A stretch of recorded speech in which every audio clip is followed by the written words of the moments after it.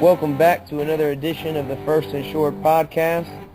Tonight, sadly, we'll be discussing the breakdown of the Washington Nationals and my personal heartbreak as they blew a 2-run lead in the ninth inning against the Cardinals to not advance to the NLCS.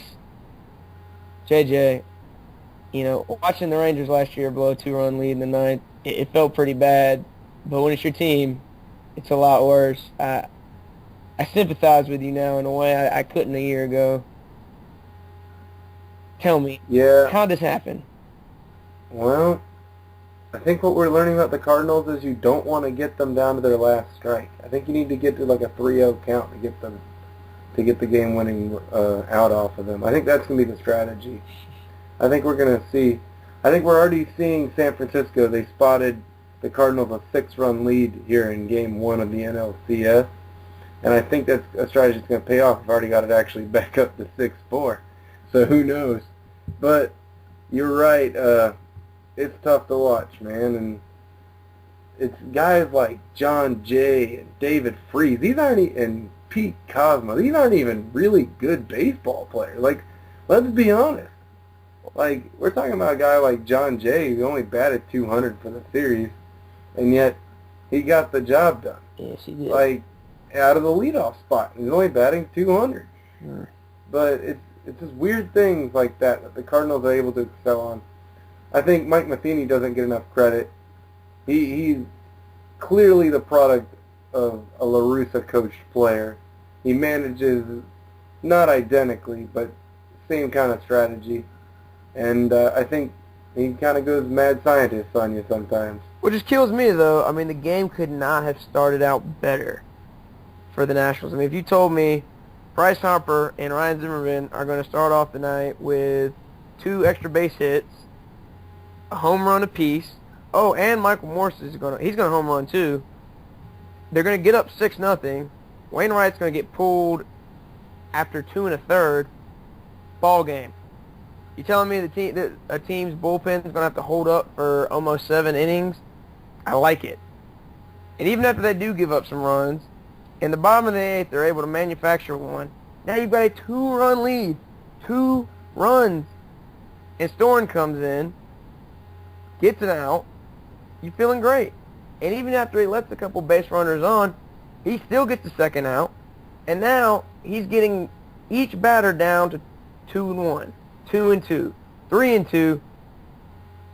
And either in that fateful pitch, he's laying it right over the middle of the plate, giving up a base hit, or it's so far off that it's an easy ball call, and it's easy for the hitter in the box to stay away.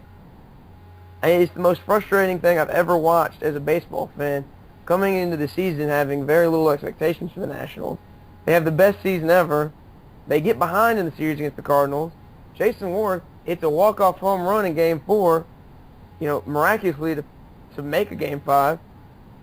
And Game 5 goes as well for them as you could expect for 27 innings and 2 outs. All right, you knew I was going to get here at some point.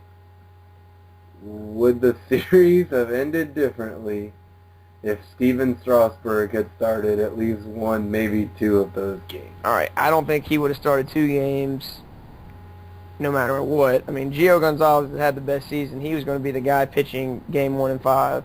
So he only would have pitched 1 game. And I don't think it would have made a noticeable difference. Because in the games they lost early in the series, Game 2 and 3, the pitching wasn't great, but they wouldn't have won no matter how great the pitching was because the hitting was atrocious. And so to say, well, Strasburg, could have come in Game 3 and only given up 2 runs, well, they got shut out, so it wouldn't have mattered. It was a blank issue. They lost this game because their bullpen failed them in Game 5. And Storen, hate to call him a GOAT, but you're the pitcher.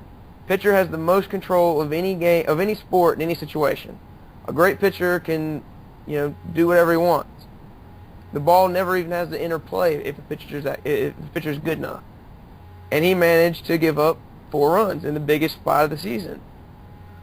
And he did all of it with 2 outs. So unless you're going to tell me that Strasburg's going to come in and close that game, no. Yeah, and with Storen, the closer, not only did he dig himself in the hole, he gave up 3 hits, but you can't walk 2 guys on top of that. You're never going to get anywhere with a whip of 5. Whip is walks, hits per innings pitched. Thank you. That's just not going to get you anywhere. And which is interesting because the earlier guys in the bullpen pitched pretty well. Clippard, Stammen, Burnett, and Jackson. Yeah, Jackson Clippard gave up 1 run, but it was a solid. And so did Clippard, but Jackson also struck out a pair. He gave up 2 walks too, but the early guys in the bullpen came in, did their job. It's been a good Stammen bullpen all season. Have not read a single article or heard someone on TV, criticize the Nationals bullpen once this season. It's not a weak point, If anything, going into the series, the fear was the National bats wouldn't step up, and through 4 games, that was a very legitimate fear. So when they start off the game hitting like they did, forcing the Cardinals, to go to the bullpen during the 3rd inning, you just have an assumption they've got this. And then to make it to the 9th inning, you get that extra run in the 8th that you lost in the top of the inning. You got to feel great about that. That has to be a win. It just has to. You can't blow 2-run leads in deciding games. It's very obvious, but 3 outs. It's all they needed. And they really only needed 1 more out. They were 1 strike away several times from advancing. But I think what it tells us is baseball's a random game. And it's won by random teams like the Cardinals, not necessarily teams like the Nationals that exhibit dominance throughout the entire 162-game season. In a 5-game series, it doesn't matter that the Nationals, I think, are a more complete and better team. But the randomness of baseball just sided with the Cardinals today. Or not today, but earlier this weekend. Yeah, and, I can certainly sympathize with you about the randomness of baseball when my team had the best record last year and they ended up losing to the Cardinals in the World Series. So now the season's over.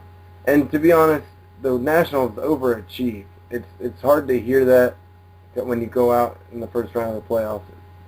But if you look at the whole body of work, you can say they overachieved.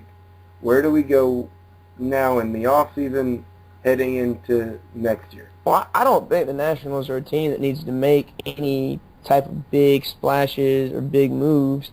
They've got a great pitching staff. They've got a great young team on the field. And as far as I know, there's not a huge free agent market out there. I know the big name is Josh Hamilton. He's close. He's from North Carolina, not far from the D.C. area. I don't think it's impossible to say that the Nationals would throw some money his way. You obviously couldn't put him in center field because of Bryce Harper. You've got Jason Worth in right field, so you're not going to put him there either. Morse was playing left field during Game 5. I could see him, getting the boot from the everyday lineup for a guy like Hamilton, who would throw in more production, into the lineup. Their bats have been questionable at times this season, so that wouldn't surprise me. But I don't think they even need to do that. It's such a young team that the progression, their own players they have right now is going to be enough that they should be expecting to come in next year and compete again just like they did this year. Yeah, I would agree with that, and you're right. I don't really see them really making a bid at Hamilton. I'd be really surprised, actually, if he ends up in the National League. But you're right. This is a team where its assets are locked up in young players like Harper and Strasburg. But you've got a lot of money tied up in Jason Worth, and that would kind of deter you from making a big kind of free agent signing. I would think it's going to hurt them a lot. But it's a team that achieved with what they had last year, and there's really no reason I think they can't do it again. I don't expect the Phillies to be as crappy as they were last year this year, so the division would get a little bit tougher in that sense. The Braves always have money to spend, so that could be interesting. But this is a team that's built for the future, and they do a lot of things in their organization to set themselves up for the future, like we saw with Strasburg's innings count.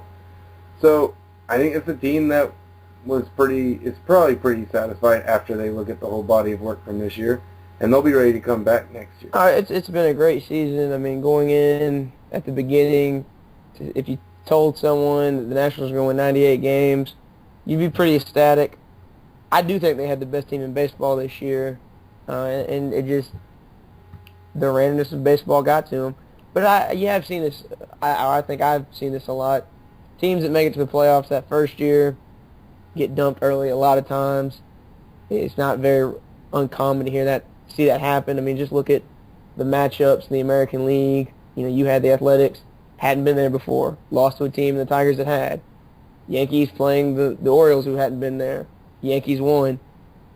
For whatever reason, it seems like baseball goes that way a lot of the time. And, you know, the Cardinals are a great team postseason. I mean, this is what the Cardinals do. They have subpar regular seasons only to come out, you know, playing gangbusters in the postseason and compete for World Series. So that's not even that unexpected. I mean, as soon as the Cardinals won that one-game playoff with the Braves, you know, I was on edge. You know, that was not the team I wanted to see.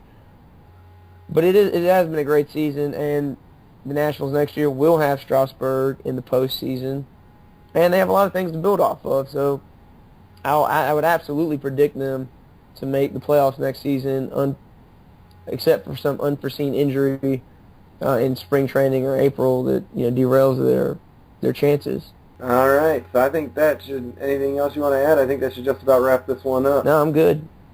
All right, so there you have it. The Nationals, not the ending they were hoping for, but whole body of work, quite a success. We'll probably see them for years to come, being a competitor in the NL East.